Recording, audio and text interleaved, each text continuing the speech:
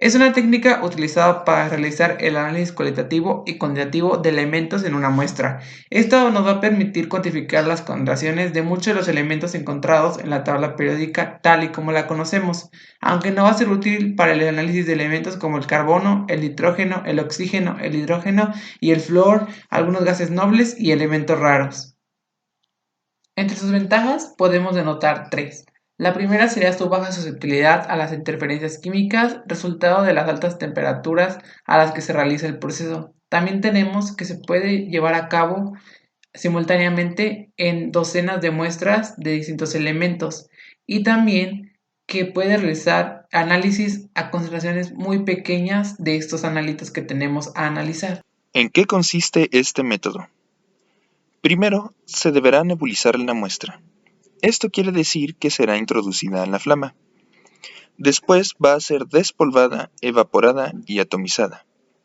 Esto va a generar que los átomos de las moléculas van a pasar a un estado excitado por las colisiones térmicas con los constituyentes de la propia flama. Después de esto deberá regresar a su estado basal, por lo que va a emitir una radiación. Esta radiación será específica de cada compuesto. Después se pasará a un monocromador. Este monocromador va a aislar la longitud de onda del analito en específico.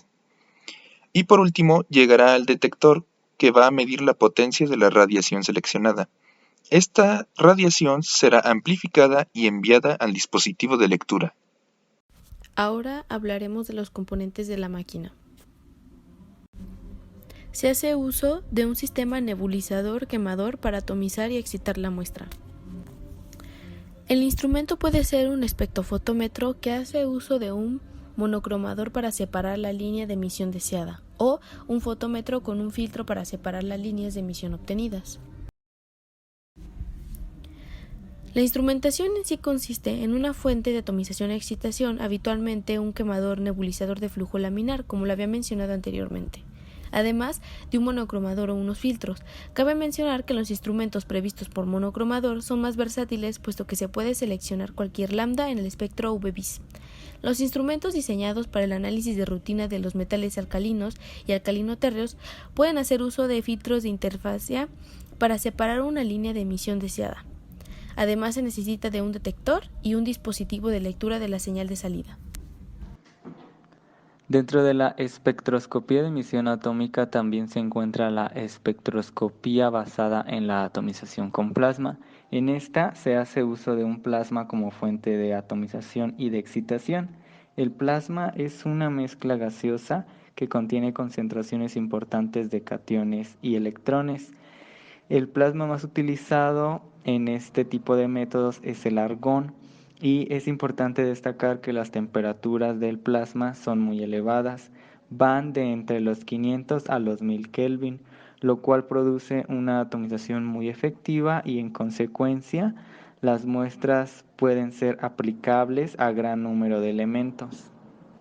Dentro de la instrumentación contamos con un nebulizador, una antorcha de plasma, un dispositivo de aislamiento de lambda, los detectores, un procesamiento de la señal y el sistema informático que nos va a permitir visualizar los resultados obtenidos. La fuente de energía que se encarga de mantener las temperaturas elevadas se denomina antorcha. El generador de radiofrecuencia produce un campo magnético oscilante con el que se encontrarán interaccionando los iones y los electrones resultantes, que están asociados a la ionización del argón. Dentro de la bobina de inducción se produce una interacción entre iones y electrones, y como consecuencia estos se mantienen o se mueven en trayectorias anulares cerradas. El calentamiento de estos átomos se produce por la resistencia a este movimiento. En esta imagen podemos apreciar que el punto A es el flujo tangencial de un gas refrigerante. El punto B es el flujo del gas de descarga, que en este caso sería el argón. El punto C sería el flujo de gas, que en este caso sería la muestra. El punto D sería la bobina de inducción y el punto E son los vectores de fuerza del campo magnético. El punto F es la antorcha de plasma. Los instrumentos de este tipo de dispositivos pueden ser secuenciales o multicanal. Los secuenciales son menos complejos y por lo tanto más baratos y miden intensidades de línea una por una, mientras que los multicanal se diseñan para medir simultáneamente las intensidades de las líneas de emisión de una o varias número de elementos.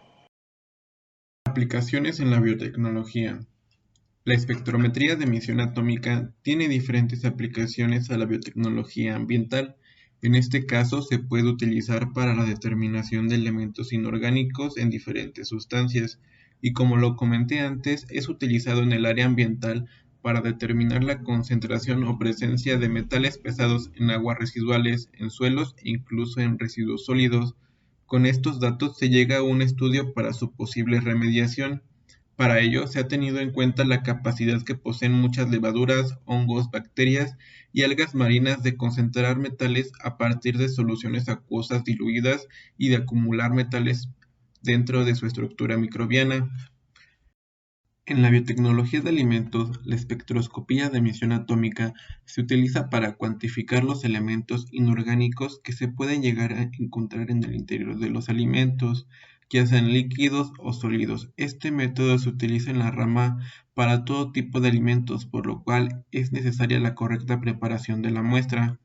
En el caso de alimentos sólidos, la mayoría de veces es necesario calcinar el alimento para destruir la materia orgánica y posteriormente disolver la ceniza en una solución adecuada. Habitualmente se utiliza agua o un ácido diluido.